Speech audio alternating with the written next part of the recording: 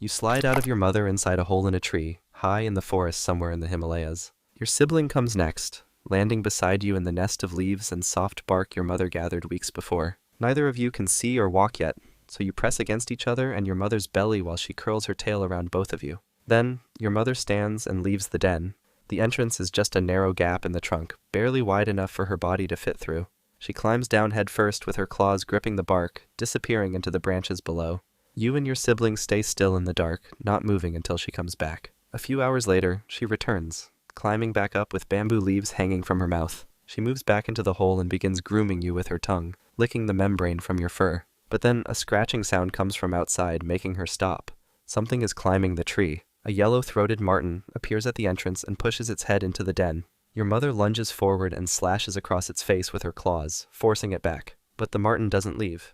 It circles around and tries again from a different angle, pushing deeper this time. Your mother blocks it with her body, biting at its neck when it gets close. But the marten's jaws snap past her shoulder and clamp onto your sibling's back leg, dragging it toward the opening. She pulls your sibling back into the nest. Its leg is torn open and bleeding into the leaves beneath it.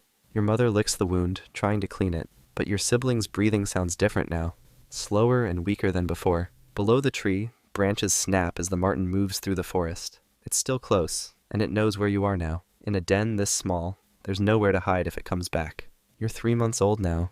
Your eyes opened weeks ago, and your legs work well enough to leave the den for the first time. Your mother moves toward the entrance and looks back at you, so you follow her out onto the branch. Your sibling stays behind in the nest, not moving from where it's been lying for days. The branch is narrow, and the bark is rough under your paws. You grip it with your claws and take small steps, copying the way your mother places her feet. Then she climbs higher, moving up toward the bamboo growing near the top of the tree, so you follow behind her with your legs shaking from the effort. That's when you reach for a bamboo leaf hanging just above the branch, but your paw slips on the smooth bark, making you fall sideways and catch yourself on a lower branch with your claws digging in hard. You hang there for a moment, trying to pull yourself back up.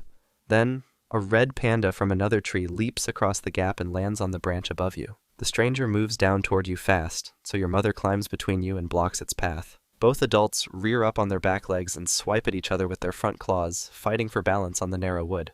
But then, the branch cracks under their weight, and both of them fall through the smaller branches below, hitting the forest floor hard. Your mother gets up first and climbs back toward you while the stranger runs off into the bamboo. She reaches you and nudges you with her nose, guiding you back to the den where your sibling is still lying in the same spot. Red pandas are territorial, and they don't share trees or feeding areas. The forest is full of others like you, and most of them will attack if you get too close. Skip forward a bit, and you're 6 months old now. Your sibling died weeks ago, so now it's just you and your mother moving through the forest together. She leads you down from the den toward a thick patch of bamboo growing between the trees, stopping at the base of the first stalk. Then she bites into the stem and strips the leaves away with her teeth, chewing only the soft green shoots at the top.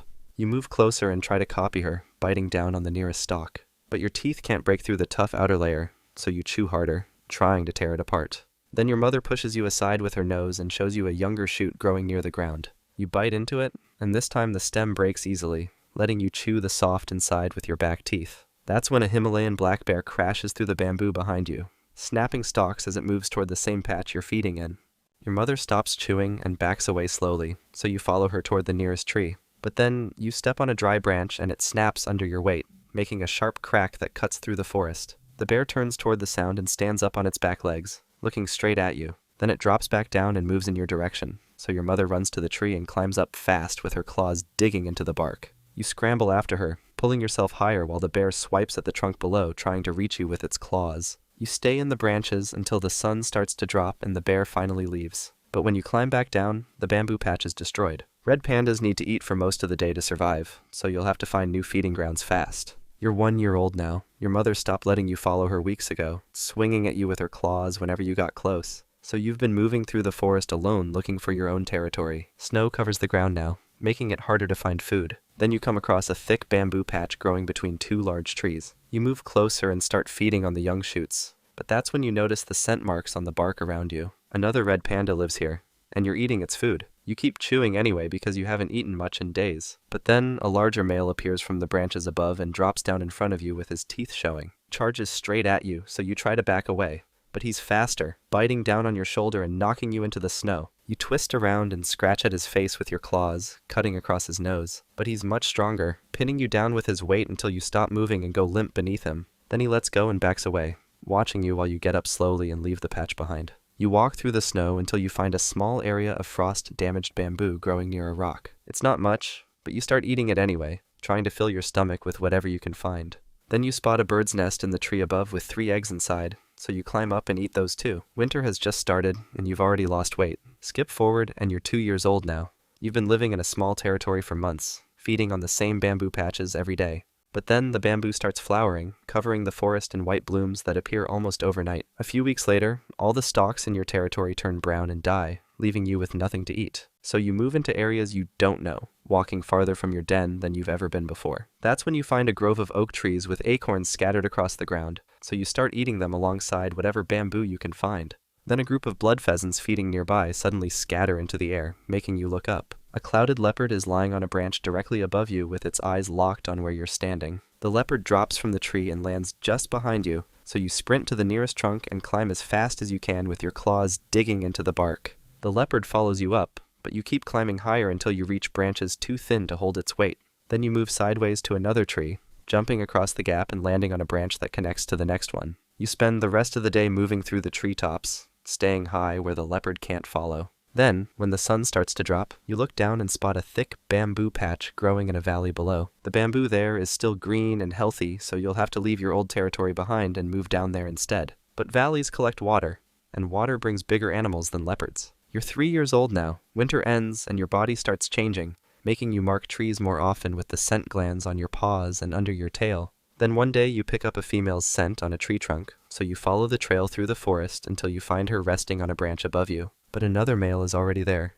circling the tree below and marking it with his own scent. He climbs up toward the female, so you climb up from the other side, meeting him halfway on the same branch. Both of you stand on your back legs and puff your tails out, making yourselves look bigger while opening your mouths to show your teeth. Then he charges at you along the branch, so you meet him in the middle and both of you grab each other with your front claws, trying to push the other one off. You bite down on his shoulder while he scratches at your face, and both of you grapple for balance on the narrow wood. But then you manage to shove him sideways, making him lose his grip and fall to a lower branch where he stops and watches you from below. The female stays where she is on her branch, so you climb up toward her slowly. She doesn't run away or swipe at you, so you move closer and stay with her for the next 2 days. Then she drives you away with her claws, forcing you back to your own territory. Red pandas are only able to mate for 1 or 2 days each year, and that somewhere in these mountains your offspring will be born next spring, but you'll never see them or know they exist. Skip forward a bit, and you're 5 years old now. You've been living in the same territory for years, feeding on bamboo and sleeping in a hole high up in an old oak tree.